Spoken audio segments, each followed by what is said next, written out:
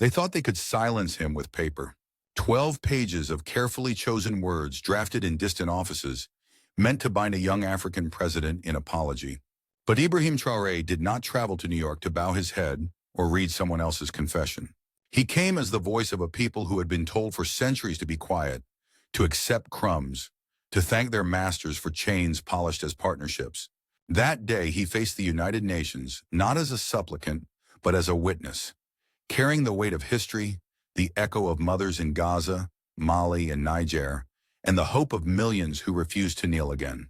This was more than a speech. It was a reckoning. A question thundered through the chamber. If one of the poorest nations in the world dares to defy the script, what excuse remains for the rest of us? Do not look away. What comes next may change how we read the map. Subscribe and keep watching. They said survival depended on surrender. They said the only way to keep partnerships alive was to bow. The United Nations delivered a letter accusing Ibrahim Traoré of causing diplomatic tension.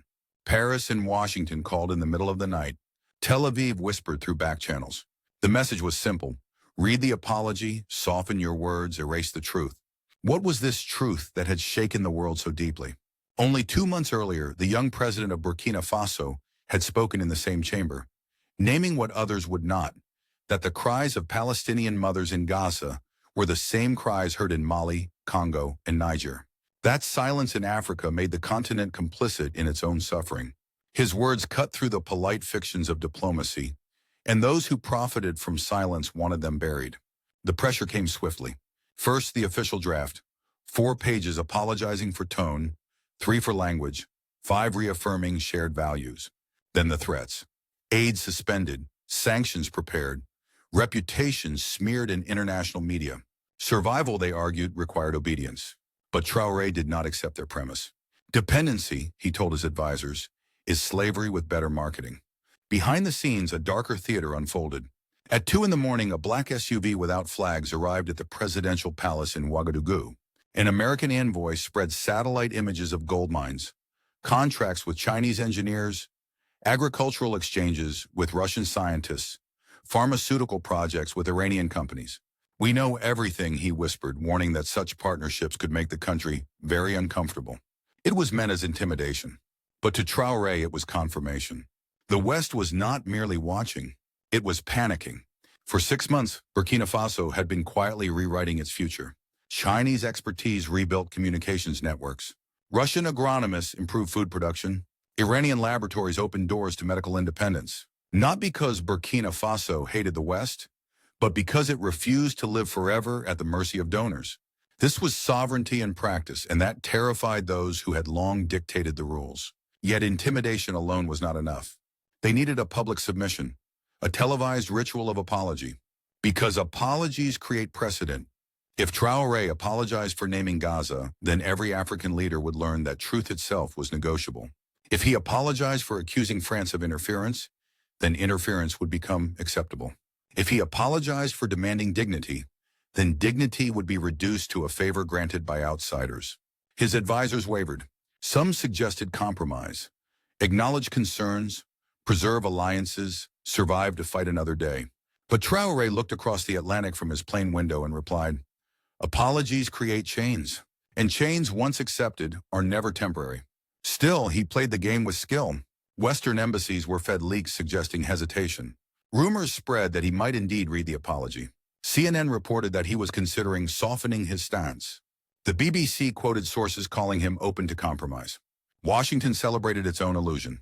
But while they toasted a false victory, Traoré was in Revolution Square addressing 50,000 citizens. They think Africa must apologize to speak, he declared, and the roar of his people shook the Capitol. He knew what awaited him in New York, a hall filled with over 100 nations, some mocking, some indifferent, most expecting submission. But he also knew what awaited him at home. An old man who had fought for independence, children who wanted to believe, mothers who had buried sons without justice. For them, silence was no longer an option, and so he folded the script of apology in half, not as an act of defiance alone, but as a promise, that when he reached the microphone, the words spoken would not belong to Washington or Paris, but to Burkina Faso. But before he stepped into that chamber, another storm was already gathering. The chamber was thick with expectation. Delegates shuffled their notes, journalists adjusted their cameras, and the whisper of translation booths hummed above the hall. When Ibrahim Traoré entered, he was no longer just a young president from a landlocked nation. He was the question mark in every diplomat's mind. Would he bow or would he burn the script? He did not waste time. Standing at the podium, he looked across the room and asked, "Before you demand my apology, how many times have you apologized for what you have done to Africa?" Silence fell instantly. He listed them one by one. Belgium in the Congo, France in Algeria, Israel in the training of militias. Each word was a stone thrown into the still water of denial. Cameras zoomed closer, pens slowed, backs shifted uncomfortably. Then he turned the accusations against the powerful. "You accuse me of inciting hatred because I spoke truth. But when bombs fall on Gaza, you call it defense. When African children starve under your trade rules, you call it economics. When we rise, you panic." It was not rhetoric. It was indictment. And then the moment no one expected. He reached into his pocket and pulled out a phone. "This morning, a girl in Ouagadougou sent me this message," he said, reading aloud. "Mr. President, my teacher says you are going to America to speak for us. Please do not let them make you small. We are proud to be African." The chamber froze. Delegates accustomed to rehearsed speeches now faced a child's plea for dignity. The French delegate stood abruptly and walked out. Some smirked, others looked down. Security guards shifted uneasily. But Traoré pressed forward. "I will apologize," he said at last. Gasps rippled through the room. "I apologize that it took so long for an African leader to stand here without fear. I apologize that my predecessors thought sovereignty and survival could not coexist. I apologize that we taught our children that approval from the West was worth more than pride." Then he struck the final blow. "But I will not apologize for rejecting occupation disguised as diplomacy. I will not apologize for demanding partnerships that leave my people free. I will not apologize for being African and proud. And if that makes you uncomfortable, then perhaps for the first time you understand how we have felt for centuries." The silence was unbearable. Not a clap, not a cough, not a shuffle of paper. The chamber held its breath as if history itself demanded witness. For hours after, news outlets scrambled to interpret the spectacle. Some called it reckless, others called it courageous, but none could deny it had shattered the script. Beyond the hall, the tremors spread. In Nairobi, university students painted slogans across walls before dawn. In Lagos, market women refused to sell goods tied to companies complicit in Israeli settlements. In Cape Town, murals sprang up of African leaders, past and present, linked in an unbroken chain. Across continents, hashtags multiplied, no apology given. Yet the backlash came just as swiftly. The European Union froze $27 million in aid. The IMF postponed debt relief reviews. Think tanks in Washington warned that Burkina Faso risked isolation. French newspapers branded Traoré a dictator in disguise.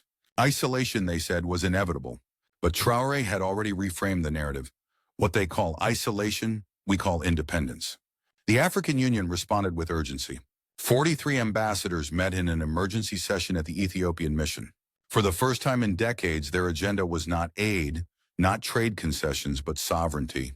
By midnight, they drafted what would be known as the New York Declaration, a continental vow that no African nation would accept conditional aid, apologize for defending itself, or let outsiders dictate domestic policy. Within 48 hours, 12 presidents had signed. Within a week, more joined. For a continent long divided by colonial borders and competing interests, this was more than a diplomatic statement. It was the first crack in the old order. And outside the corridors of power, the people surged. A grandmother in Ouagadougou said on television, "I am not educated, but today I am proud." A young woman in New York shouted to his motorcade, "Make them hear us." A child held up a sign reading, "Africa doesn't apologize." The chamber in New York had been stunned into silence. But across Africa, the silence broke. And yet the question remained. What would be the price of such defiance, and could the continent withstand it? The morning after the United Nations speech, the shock waves reached every corner of Africa. News bulletins replayed the words that had stunned the assembly. But the more powerful broadcast came from the streets. In Nairobi, students declared a Dignity Day, filling campuses with debates on African self-determination. In Lagos, market women refused to trade goods tied to companies profiting from settlements in occupied lands. In Accra, musicians sampled Traoré's speech into songs that played in clubs and taxis. Across the continent, it was not governments that moved first, but people. And yet governments could not ignore them. In Addis Ababa, the African Union convened an emergency session. 43 ambassadors crowded into a single room, not to bargain for foreign aid, but to ask one another a radical question. If Burkina Faso could refuse to kneel, why not us? The result was the New York Declaration, a document vowing no African nation would accept conditional assistance, apologize for protecting its sovereignty, or allow foreign powers to dictate policy. Within 48 hours, 12 presidents had signed. Within weeks, more followed. This was not the kind of coup Western analysts had expected. They were watching for tanks on the streets, generals in fatigues, or barricades outside ministries. Instead, they saw something subtler and more dangerous, a coup of consciousness. The so-called Ibrahim Traoré coup was not about seizing power with weapons. It was about seizing dignity with words. It showed that sovereignty could be asserted without violence, and that frightened foreign capitals more than any army. But in Burkina Faso itself, the effects were immediate and concrete. Thousands gathered in Ouagadougou's Revolution Square, not for protest but to volunteer. They rebuilt schools with local hands. They repaired irrigation channels without international contractors. They opened small technology labs funded by diaspora remittances rather than Western loans. Ordinary people felt that if their president had stood unbent before the world, then they too could stand unbent at home. The pride translated into policy. Contracts with foreign mining firms were renegotiated. For decades, Burkina Faso's gold had flowed outward while poverty deepened. Now the state demanded a fairer share, insisting profits remained to build roads, hospitals, and schools. Farmers, once persuaded that imported seeds and techniques were superior, began returning to ancestral methods tailored to their soil and climate. Within months, yields improved. Dependency on international experts began to fade. Yet not all consequences were positive. Retaliation from the West was swift. The European Union froze millions in aid. International lenders threatened higher borrowing costs. French media amplified stories painting Traoré as reckless, dictatorial, and dangerous. The message was clear: if you step out of line, you will be punished. But something had shifted. For the first time in a generation, African leaders no longer saw punishment as inevitable defeat. They began to see it as the price of freedom. Meanwhile, civil society awakened. In South Africa, lawyers filed petitions for sanctions against Western arms suppliers accused of fueling African conflicts. In Nigeria, thousands flooded social media with a single question: when will our leaders speak like Traoré? In Ghana, youth organizations launched the Sovereignty Tour, teaching citizens how foreign interference shaped politics and how to resist it. Burkina Faso, long dismissed as one of Africa's weakest nations, now became a symbol of strength. For decades, the continent had been told that small states must bow to survive. Traoré's defiance reversed that logic. By refusing to apologize, he proved survival could come from standing tall. But the most profound consequence was psychological.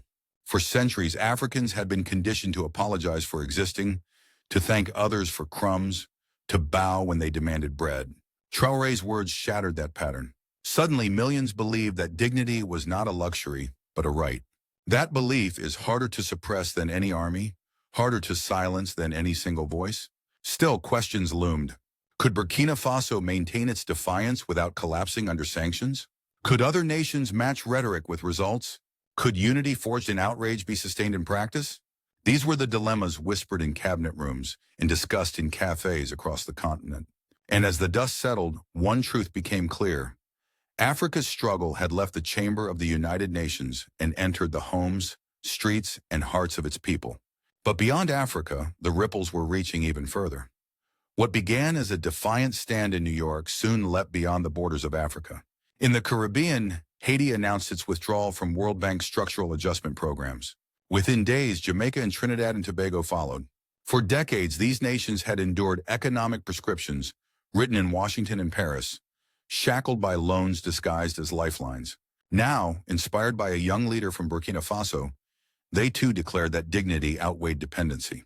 The shock traveled further still. In the Americas, indigenous communities referenced the speech in their campaigns for land rights. In Australia, Aboriginal activists cited it in their calls for sovereignty. In the Pacific, island nations facing climate catastrophe began invoking the same language in negotiations with global powers. No more apologies for demanding survival. What had begun as the Burkina Faso Revolution was transforming into a wider refusal. A refusal to be silent, a refusal to bow, a refusal to let history be rewritten by those who once colonized and still patronized. Meanwhile, in Western capitals, alarm bells rang. An internal memo from the United States Department of State leaked into African hands. Its 12 pages, stamped confidential, warned that the Burkina Faso model represents a fundamental threat to Western influence in sub-Saharan Africa. If replicated across the continent, traditional leverage mechanisms will become ineffective within 5 years. In plainer terms, the old tools, aid, sanctions, debt, would lose their bite if nations stopped treating them as chains. The European Union responded with sanctions, freezing millions in funds. The IMF quietly postponed reviews that might have eased debt burdens. French media churned headlines portraying Traoré as dangerous, reckless, even dictatorial. But the more they attacked, the more the symbolism grew. To young Africans and Caribbeans, the smear campaigns only confirm what they already believed, that those who fear losing power will brand defiance as chaos. Even in Washington and Paris, some voices broke ranks. A handful of journalists and academics asked publicly whether the West had underestimated Africa's hunger for sovereignty. If a landlocked nation with one of the lowest GDPs on Earth could alter the conversation in New York, what would happen if larger powers, Nigeria, South Africa, Egypt, followed the same path? It was no longer just a diplomatic incident. It was a global test of will. And yet, for all the international ripples, the most decisive battles were still being fought at home, in fields, markets, and classrooms, where dignity was no longer theory but daily practice. 6 months after the storm in New York, Burkina Faso did something unprecedented. Without fanfare, without foreign consultants, without donor agencies dictating methods, it achieved complete food security. For the first time in modern history, the nation could feed itself entirely with its own hands. This was not charity. It was not aid. It was sovereignty sprouting from soil long underestimated. The path had not been smooth. Sanctions tightened, aid froze, and critics in Western capitals predicted collapse. Yet the opposite unfolded. Farmers returned to ancestral techniques adapted perfectly to their climate. Seeds once dismissed as primitive proved more resilient than imported hybrids. Yields doubled. Irrigation channels restored by local volunteers brought harvest back to thirsty fields.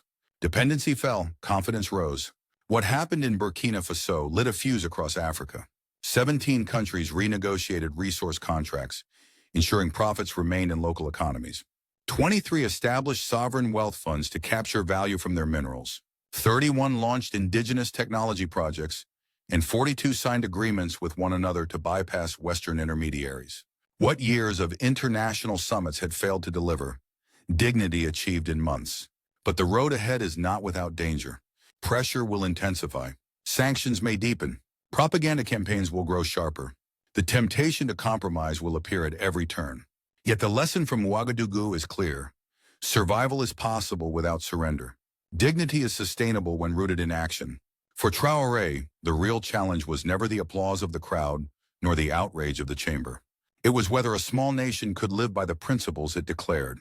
Each school rebuilt without foreign contractors. Each field harvested without imported seeds. Each deal struck with fair terms rather than dictated ones. These are the true measures of sovereignty. And for Africa as a whole, the future remains open. The question is not whether the continent can rise, but whether it will rise together. The unity glimpsed in the New York Declaration must now be tested in trade, in governance, in shared security. If one small, landlocked nation can plant the seed of defiance and watch it grow into harvest, what excuse remains for larger, richer, more powerful nations to remain silent? The road ahead is long, but it is no longer a road of begging bowls and broken promises. It is a road paved with calloused hands, proud voices, and the unshakable conviction that Africa owes no apology for its existence. And as the harvest begins, the world will have to decide, will it walk alongside an Africa standing tall, or watch helplessly as the continent chooses its own path forward? History rarely announces itself with fanfare. More often, it arrives in a quiet refusal. The refusal to kneel, the refusal to apologize, the refusal to let others write your script. That is what happened when a young president from Burkina Faso stood at the podium of the United Nations and tore through the silence of centuries. The world called it reckless. Some called it dangerous. But for millions, it was liberation in a single voice. That voice declared that Africa has nothing to apologize for. Not its survival, not its resistance, not its dreams. And in that declaration, something irreversible began. The so-called Ibrahim Traoré coup was never about tanks or generals. It was about reclaiming dignity with words sharper than any weapon. It was about teaching a continent that sovereignty is not granted by donors, but chosen by people. It was about showing that one leader's defiance could become a mirror for every silenced citizen. And from that defiance, a larger tide rose, the Burkina Faso revolution. It spread through markets, schools, and parliaments. It leapt across oceans to the Caribbean, into indigenous struggles worldwide. It reminded the marginalized and the forgotten that chains, no matter how polished, are still chains. Today, the question is no longer whether the world will listen. The question is whether Africa will continue to speak. Because when dignity becomes contagious, no sanction can contain it. When sovereignty takes root, no embargo can uproot it. When people remember they are more than statistics in another nation's ledger, no apology is necessary. So let us remember, the Ibrahim Traoré coup was not the end of a story. It was the beginning of a road that demands courage, discipline, and unity. A road where partnerships replace patronage, where trade replaces aid, where pride replaces pity. If one small landlocked country can stand without bowing, what excuse remains for larger nations still waiting to rise? If this resonates with you, do not turn away. Share this story, raise your voice, and walk with us. Because Africa will no longer whisper its worth. It will speak it loudly, proudly, without apology.